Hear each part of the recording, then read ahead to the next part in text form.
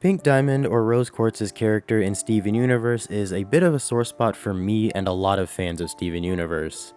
On one hand, you'll have fans defending the writing choices made and explain it away with, "We're seeing her development in reverse," and on the other side, of which I find myself a part of, will acknowledge that, but will still say it wasn't executed well, makes some aspects of the story harder to enjoy on rewatches, and was likely not even the intended way Pink's story was supposed to unravel to us. I want to look at this plot point, seeing what aspects of it I and many others find controversial, and discuss what I would change to make what I believe would have made a more palatable ending to Rose Quartz's character. So, to start, we have to acknowledge how this plot point muddies some characters in their development and their role in the story. It's not a lot of characters, but there's one character that gets so screwed over by this development, and that's Pearl. I get how, on one side, you could see this plot being a resolution to Pearl's arc, but Pearl, as the character who has arguably the most development in the series, had her character regressed by this development. I always viewed Pearl's affection for Rose as admiration for her leadership and gratitude for giving her new purpose beyond servitude to a higher ranked gem. That admiration and devotion to Rose went from admiration to her fulfilling her duties as Pink's Pearl. The thing that has caught me the most on rewatches in regards to Pearl is when she's referred to as a renegade, or when Bismuth asks who she belongs to and she says nobody. It honestly just makes me roll my eyes, because it turns out that was a lie. All the way up until the Pink reveal, she was still following orders from Pink. I don't like that.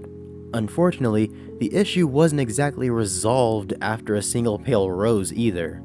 During the fight against Blue and Yellow, Pearl is still acting on her devotion to Pink and Steven by proxy since he has her gem, instead of doing something and trying to survive for herself. The change didn't harm Amethyst or Garnet much in terms of their narrative. It honestly did some pretty good stuff for Amethyst and was set up to do good things for Garnet, but unfortunately the series got cut short. The wedding was nice though. And unfortunately, industry-wide and global homophobia prevented us from seeing an actual good conclusion to Pink Diamond's arc. But that's all its own can of worms that I might actually talk about one day. The second issue I have with the Pink Diamond Rose Quartz reveal is that the show couldn't decide if it wanted you to like or dislike Pink, and it settled on painting her as such a negative character that we as the audience would dislike her on a more personal level than what we are supposed to feel towards the other diamonds. What I'm referring to are things like making Pink's actions causing personal harm to characters that we as the audience are supposed to like, and making it come off as intentionally malicious, like with her abandoning Spinel. This is problematic when acknowledging that we're seeing Rose/Pink's development in reverse, because we're supposed to understand her as somebody better than who we've seen her as by the end, but that's hard to do when 1. Her mistakes keep on coming up as things that the main cast has to keep cleaning up, and 2. Everything she does gets viewed in a negative light in the modern day, and Steven, the main character, seemingly developing genuine resentment toward her for everything she's done. The reveal could have worked, but part of it failing is that we were supposed to see how Pink became Rose and subsequently a better person over time, but due to how the story was told, we're given mixed signals until the movie and future settle on "fuck Rose Quartz," and that was poor storytelling. I don't know how else to say it. Sure, it works for a don't meet your idols plot, but she's supposed to be the best of the diamonds, the one that saw the beauty in what Earth was and fought to protect it, and yet due to her personal involvement in the pain the cast goes through, she becomes the hardest of the diamonds to like in my opinion, or at least tied with White. In a messed up way, the writing team made tyrants easier to stomach than Rose to a sizable chunk of the audience. It's the funny part of writing a story where harming countless nameless characters means significantly less than harming one character the audience knows and likes. Now, with my gripes being said, how would I fix Rose or Pink's execution? The first thing that I would fix is that Pearl would never have been Pink's Pearl. She either would be some high-ranking Gem's Pearl, or she'd be specifically White Diamond's Pearl, like what a lot of the fans were speculating before the series ended.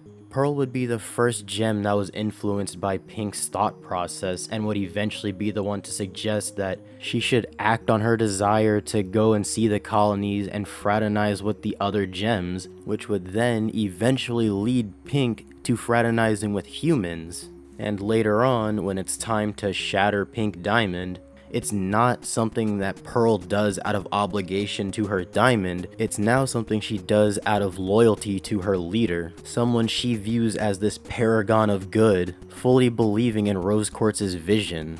As for the show wanting you to hate Pink and Rose, there's a simple solution.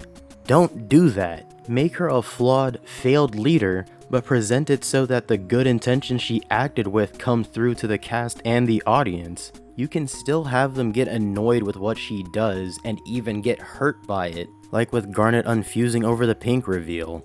But Rose's love for her comrades and for humans should be the staple of her character, not devolving her into a character that is honestly more trouble than she's worth. Her actions harming the people she claims to care about in the ways that they did deviated from how we were likely supposed to view her character.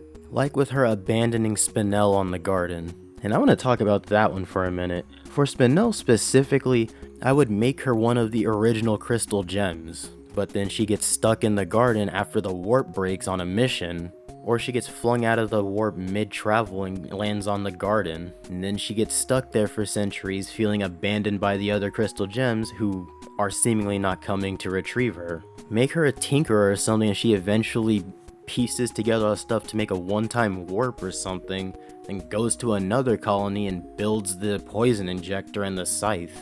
I guess that would make her resentment towards Pink and the other crystal gems, and by proxy I guess Earth, a byproduct of her centuries of solitude on a small asteroid, but I feel that that works better than giving us another reason to not like Rose.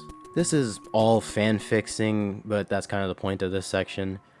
To close this out, I like Steven Universe. I love the messages, themes, characters, music, all of it. The narrative relating to Rose just didn't work for me. While I may not have the budget to properly fix this, I can at least vocalize my issues and present a way that I'd fix it. It doesn't come from malice, nothing on this channel does.